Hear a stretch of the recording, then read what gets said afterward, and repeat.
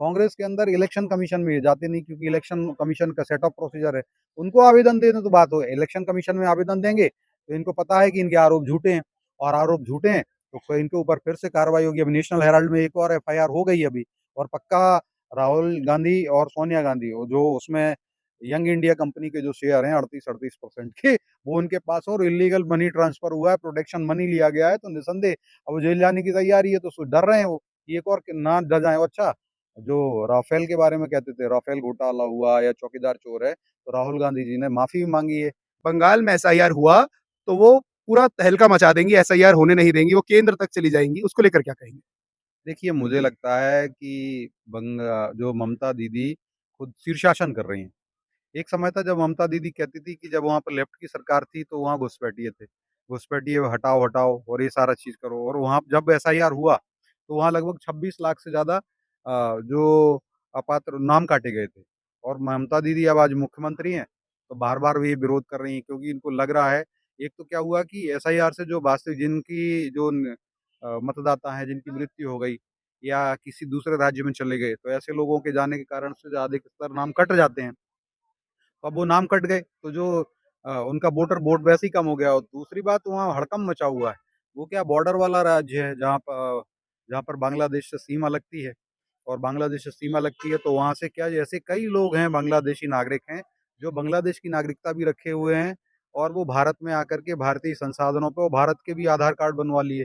और उन्होंने 2024 का जो लोकसभा चुनाव था उसमें भी उन्होंने वोट डाला।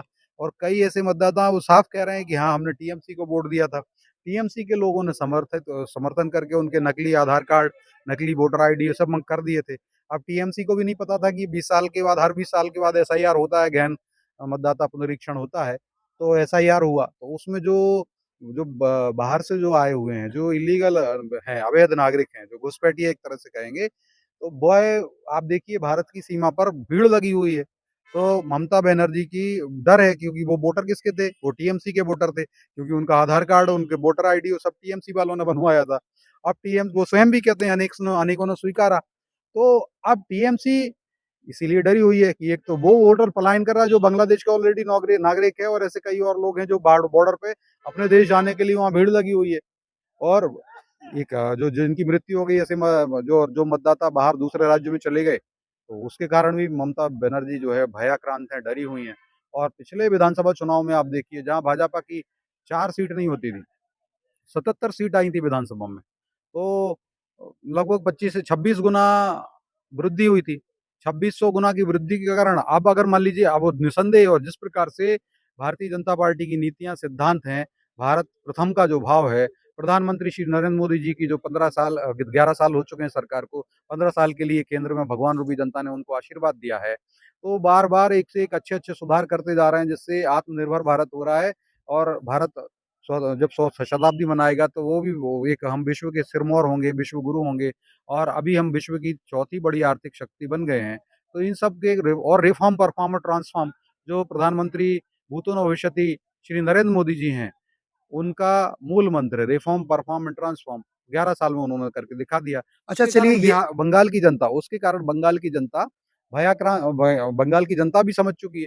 अब तो ममता दीदी भयाक्रांत हैं कि इस बार उनको जाना ही है। उनको वहाँ से सत्ता छोड़नी पड़ेगी, क्योंकि सत्ता देने वाली जो जनता होती है, जनता ही भगवान होती है। और बंगाल की जनता ने तय कर लिया। बिहार के इलेक्शन का आपने रिजल्ट देखा, सब विपक्षी दल लगे हुए थे, और सभी लोग अपनी अपनी यात्रा भी निकाली उन्होंने 16-17 दिन की, लेकिन भगवान रूपी जनता ने भारतीय जनता पार्टी को प्रचंड आशीर्वाद दिया, एनडीए को प्रचंड आशीर्वाद दिया। और यही हाल जो है अभी बहुत जल्दी बंगाल में होने वाला। तो ममता बनर्जी दुखी हैं, भयाक्रांत हैं, और उनके जो सहयोगी हैं, जैसे राहुल गांधी हैं, जो लाल किताब लेके नाचते हैं, वो कहते हैं लाल किताब ही नाचते हैं लेके। वो संविधान के द्वारा प्रदत्त जो एसआईआर है, आज पहली बार एसआईआर नहीं हो रहा, अनेकों बार एसआईआर हुआ है। जब नेहरू जी प्रधानमंत्री थे तब एसआईआर हुआ है, इंदिरा जी प्रधानमंत्री तब एसआईआर हुआ है, अनेक बार एसआईआर हो चुका है। और एसआईआर संवैधानिक प्रक्रियाओं के तहत हो रहा है। तो आप सोचो, राहुल गांधी संविधान लेके नहीं नाचते हैं, राहुल गांधी क्या करते हैं, लाल किताब लेके नाचते हैं। और लाल किताब से आप जानते हैं लाल आतंक कौन सा होता है, नक्सलवादियों का। और अभी हिडमा भी मारा गया, तो हिडमा जब मारा गया, और जिसने झीरम घाटी कांड हुआ, जिसमें कांग्रेसी नेताओं की एक पूरी की पूरी पीढ़ी खत्म हो गई, उसमें उनकी हत्या कर दी गई। तो उन पीढ़ी की जो हत्या कर दी गई, तो उनको पीढ़ी की हत्या करने के बाद भी नहीं समझ में आ रहा है, उनकी नक्सलवादियों ने उनकी बलि ले ली, उनकी एक पीढ़ी की बलि ले ली कांग्रेसी नेताओं की। और वो कांग्रेसी नेतागण यहाँ मध्य प्रदेश में दिग्विजय सिंह जी उनके समर्थक हिडमा के उसमें आ जाते हैं बचाव में, कि हिडमा को नहीं मारा जाना चाहिए था, जो नक्सलवादी हैं उनको नहीं मारना चाहिए। तो कांग्रेस का हाथ नक्सलवादियों के साथ है, लाल किताब के साथ है, और राहुल गांधी जी भी लाल किताब लेकर ही नाचते हैं। अगर वो संविधान में आस्था रखते, संविधान में विश्वास रखते, तो वो एसआईआर का विरोध नहीं करते। वो तो कह रहे हैं एसआईआर होने ही नहीं दो। अच्छा, ऐसा आप राहुल गांधी जी की बात कर रहे हैं कि वो लाल किताब लेके नाच रहे हैं। उनका ये भी कहना है कि जो निर्वाचन आयोग है वो खुद भाजपा के हाथों बिका हुआ है। हर बार जो चुनाव आते हैं, जब भाजपा की जीत होती है या कहीं न कहीं कांग्रेस की कहीं न कहीं क्या हर बार की जो देख रहे हैं हम हार हो रही है, हर बार उनका एक ही मुद्दा उठता है कि जो ईवीएम मशीन है, वो मोदी की हो चुकी है, निर्वाचन आयोग मोदी का है, ईडी मोदी का है, तो सरकार भी मोदी की ही बनेगी। देखिए, इसमें तो ये है कि इनकी मति चोरी हो गई है। अब इनकी मति चोरी हुई है तो क्या करें? अभी पहले कह रहे थे कि बिहार का बच्चा-बच्चा को पता है कि वोट चोरी हुआ। अगर बच्चे-बच्चे को वोट चोरी 16 दिन ये नाचे भी थे और वहाँ भी टहले थे, पूरे बिहार में। लेकिन क्या हुआ? 16 दिन में भी वोट बिहार बोले बच्चा-बच्चा जानता है वोट चोरी, फिर क्या क्यों नहीं जीत पाए? कहीं न कहीं कांग्रेस के नेताओं की मति चोरी हो गई, बुद्धि चोरी हो गई है। और कांग्रेस को पता भी है कि भारत के अंदर सर्वोच्च न्यायालय तक है। कांग्रेस के अंदर इलेक्शन कमीशन में ये जाते नहीं, क्योंकि इलेक्शन कमीशन का सेट ऑफ प्रोसीजर है। उनको आवेदन देने तो बात हो, इलेक्शन कमीशन में आवेदन देंगे, तो इनको पता है कि इनके आरोप झूठे हैं, और आरोप झूठे हैं, तो क इनके ऊपर फिर से कार्रवाई होगी। अब नेशनल हेराल्ड में एक और एफआईआर हो गई अभी, और पक्का राहुल गांधी और सोनिया गांधी, वो जो उसमें यंग इंडिया कंपनी के जो शेयर हैं 38-38% के, वो उनके पास, और इल्लीगल मनी ट्रांसफर हुआ है, प्रोटेक्शन मनी लिया गया है, तो निसंदेह अब वो जेल जाने की तैयारी है, तो डर रहे हैं वो, कि एक और ना डर जाए। अच्छा, जो राफेल के बारे में कहते थे, राफेल घोटाला हुआ या चौकीदार चोर है, तो राहुल गांधी जी ने माफी भी मांगी है, घुटने पे भी आ गए वो। तो राहुल गांधी जी बैकफुट पे बहुत बार आ गए, नहीं अगर उसमें माफी नहीं मांगते तो उसमें भी जेल जेल होती, जेल चले जाते। तो अब राहुल गांधी जी इसीलिए डर के मारे, कांग्रेसी नेता डर के मारे चुनाव आयोग में आवेदन नहीं देते हैं। चुनाव आयोग में आवेदन देंगे तो वो होगा। अच्छा, ये लोगों ने चाहा था बिहार का एसआईआर बंद करा दो, बिहार में चुनाव थे, उसके पहले सुप्रीम कोर्ट तक गए। तो सुप्रीम कोर्ट ने निर्देश दिया कि ये संविधान के तहत हो रहा है, और संविधान के तहत पहले भी हुआ है, आप उसको रोक नहीं लगा सकते। तो नहीं लगी, वो हुआ भी वहाँ पर। तो अब कांग्रेसियों को सुप्रीम कोर्ट का भी तमाचा लग चुका है, सब लग चुका है, उसके बाद भी वो नहीं मान रहे हैं, तो भगवान रूपी जनता फिर से उनको मनवा देगी, फिर से वो समझ जाएँगे। और आप देखिए कांग्रेस जो है साल दर साल राहुल गांधी के नेतृत्व में चुनाव दर चुनाव हारते जा रहे हैं, और इनके लिए 95 चुनाव हार चुके हैं। और जीत हारने का जो काला कीर्तिमान है वो राहुल गांधी सैकड़ा शतक बनाने वाले हैं। इनके लिए तो कहेंगे, ये कभी एसआईआर पर रोते हैं, कभी ईवीएम पर रोते हैं, कभी सीएए पर रोते हैं, कभी कश्मीर की धारा 370 हटाई उस पर रोते हैं, कभी राफेल पे रोए थे, कभी कुछ पे रोते हैं। तो इनको तो एक बात कहूँगा कि कभी हालात पे तो कभी खुद पे रोना आया, बात निकली तो कांग्रेसियों को हर बात पर रोना आया, हर हार पर रोना आया। और दूसरा और कहेंगे कि कांग्रेसियों, प्रधानमंत्री मोदी जी ने भी जब सदन आरंभ हो रहा था, उन्होंने कहा था अगर कुछ राजनीति करने के टिप्स चाहिए हो तो उनसे भी ले सकते हैं। तो मैं कहूँगा कि कांग्रेस नहीं ले सकती और ना लेगी। तो कांग्रेस को फिर तो 2 लाइन कहना चाहूँगा कि इन्होंने कश्ती भी नहीं बदली, दरिया भी नहीं बदला, इन डूबने वालों का जज़्बा भी नहीं बदला, कश्ती भी नहीं बदली, दरिया भी नहीं बदला। इन हारने वालों का बोलेंगे, 95 चुनाव हार चुके हैं, तो इन हारने वालों का जज़्बा भी नहीं बदला।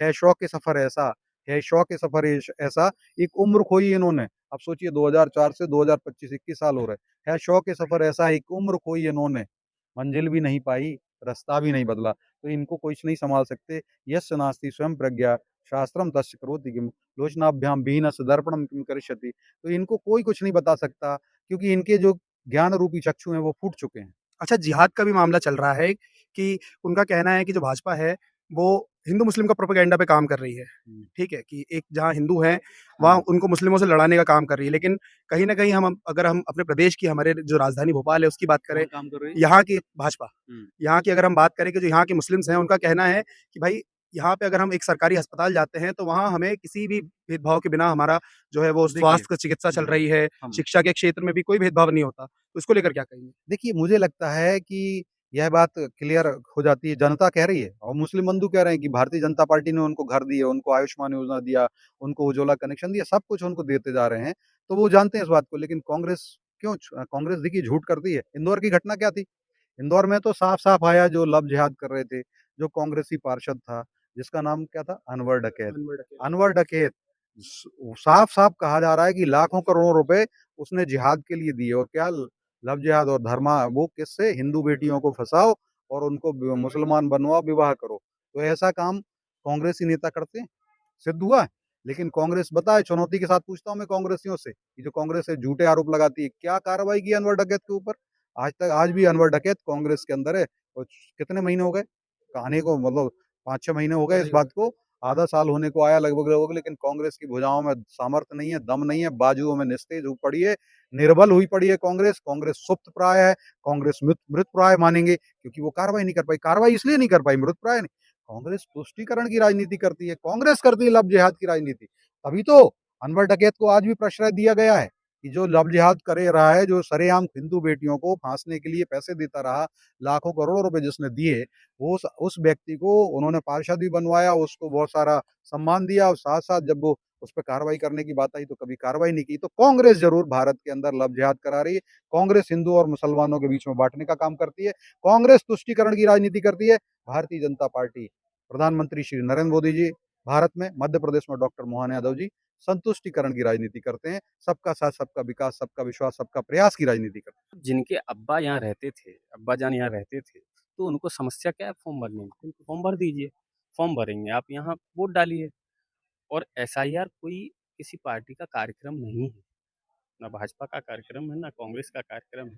वो एक संवैधानिक प्रक्रिया है जो निर्वाचन आयोग कराता है समय-समय पे। लेकिन उसका उसके ऊपर भी तो उनका कटाक्ष है कि निर्वाचन आयोग खुद बिका हुआ है भाजपा के हाथों। अब देखिए पहले तो जहाँ वो हारते हैं सबसे पहले उनका काम होता था ईवीएम। हाँ, ईवीएम, ईवीएम में गड़बड़ है। उसके बाद जब ईवीएम की जनता ने जो है स्वीकारता नहीं की उनकी, जनता ने उनको नकार दिया, तो उसके बाद आए वोट चोरी पर। अब जब वोट चोरी हो गया, अब चुनाव आयोग ने एसआईआर शुरू किया, तो अब शुरू हो गए एसआईआर पर। भाई उस समय जब निर्वाचन आयोग के जो आयुक्त होते थे, तो वो भी तो कांग्रेस तो सीधे सोनिया गांधी सीधे नियुक्त करती थी, कि भाई ये रहेंगे। जो राहुल गांधी को, उनका नाम मुझे याद नहीं आ रहा, जो राहुल गांधी को साथ में जो है उनके पास्ता और मैगी बनाते थे, उनको उठाकर डायरेक्ट जो है आयुक्त बनाया गया था। और अब जो भाजपा आयुक्त तय करती है, उसमें 3 लोगों का डेलीगेशन होता है, 3 लोग होते हैं, 1 विपक्ष का होता है और 2 लोग जो है सरकार के होते हैं। तो वो तय करते हैं कि आयुक्त कौन होगा। अब जब समस्या है तो आप सुप्रीम कोर्ट चले जाओ। एसआईआर में आपको समस्या लग रही है, आप तथ्यों के साथ, जो तथ्य आप कैमरे के सामने अपने जो है आईटी सेल पे घुमाते फिर रहे हो, लहराते फिर रहे हो, दिखाते फिर रहे हो, वो आप सुप्रीम कोर्ट में रख दो। सुप्रीम कोर्ट लगेगा तो एसआईआर प्रक्रिया बंद करा देगी सुप्रीम कोर्ट। सुप्रीम कोर्ट जाना नहीं है, सिर्फ एसआईआर पर जनता को भ्रमित करना है।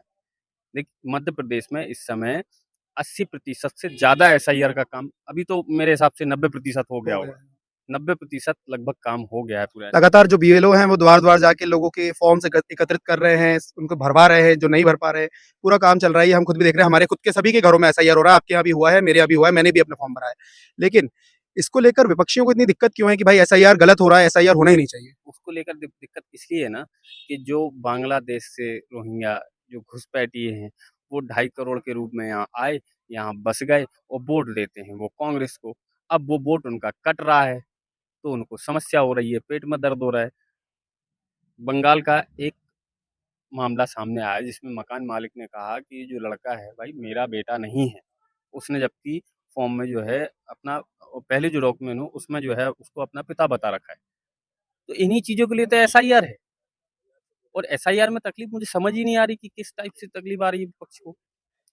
भाई 2.5 करोड़ जो रोहिंग्या आए वो गरीबों का हक खा रहे हैं। जिन गरीबों को जो लाभ मिलना चाहिए वो लाभ उनको मिल रहा है। तो कोर्ट ने भी ये कहा है कि 2.5 करोड़ जो लोग हैं उनका हक हम किसी और को, जो गरीब लोग हैं उनका हक हम इन 2.5 करोड़ को नहीं दे सकते। तो इसमें तकलीफ क्या है? अच्छा, बिहार में चुनाव होने वाले हैं, तो मध्य प्रदेश के जो मुख्यमंत्री हैं डॉक्टर मोहन यादव जी, वो किस तरीके से जिस तरीके से बिहार में उन्हें गए थे, रैलियाँ निकाली थी, पश्चिम बंगाल में वो उनकी क्या रणनीति रहेगी? देखिए आप खुद भी कार्यकर्ता हैं, बतौर काम कर रहे हैं, तो आपके हिसाब से उन किस तरीके से काम करेंगे और किस तरीके से वहाँ की जो हाल-फिलहाल की सरकार है, उसको वहाँ से हटाकर अपनी जो भाजपा की सरकार है, उसको स्थापित करना चाहेंगे? देखिए माननीय हमारे मुख्यमंत्री मोहन यादव जी अभी बिहार गए, तो आपके परिणाम आपके सामने हैं कि क्या परिणाम रहे। उसी प्रकार जब हमारे माननीय मोहन यादव जी जो मुख्यमंत्री हैं और हमारा जो वरिष्ठ नेतृत्व है वो जब पश्चिम बंगाल जाएगा, और रणनीति देखिए भाजपा की और उनकी रणनीति क्या होती है मैं आपको बताता हूँ, वो सीधे शब्दों में।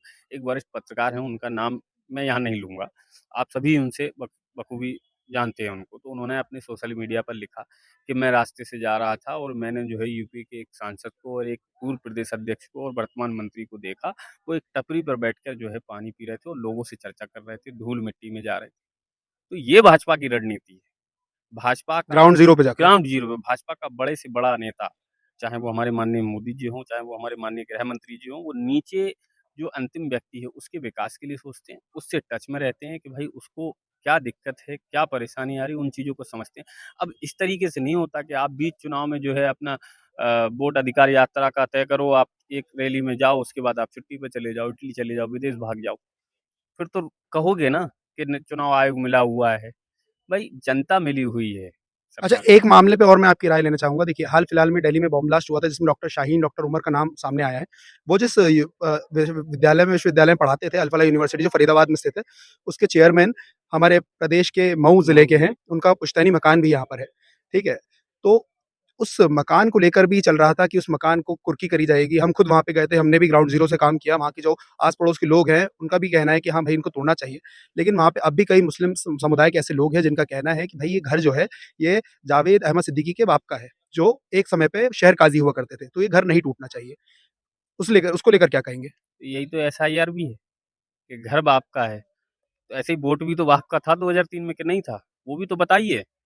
अब रही उनकी बात, देखिए जो सरकार का काम है वो अपना काम करेगी, इसमें कोई नहीं बोल सकता। जो संवैधानिक, लेकिन फिर भी स्टे ऑर्डर लग गया है एमपी हाई कोर्ट से 15 दिन की मोहलत मिली थी। वो 15 दिन भी अब समाप्त हो चुके हैं, लेकिन अभी भी कोई कार्रवाई नहीं की जा रही सरकार के द्वारा या प्रशासन के द्वारा। देखिए वो पूरी कार्रवाई एक संवैधानिक तौर पे होगी, जो भी उसमें उचित होगा वो सरकार करेगी।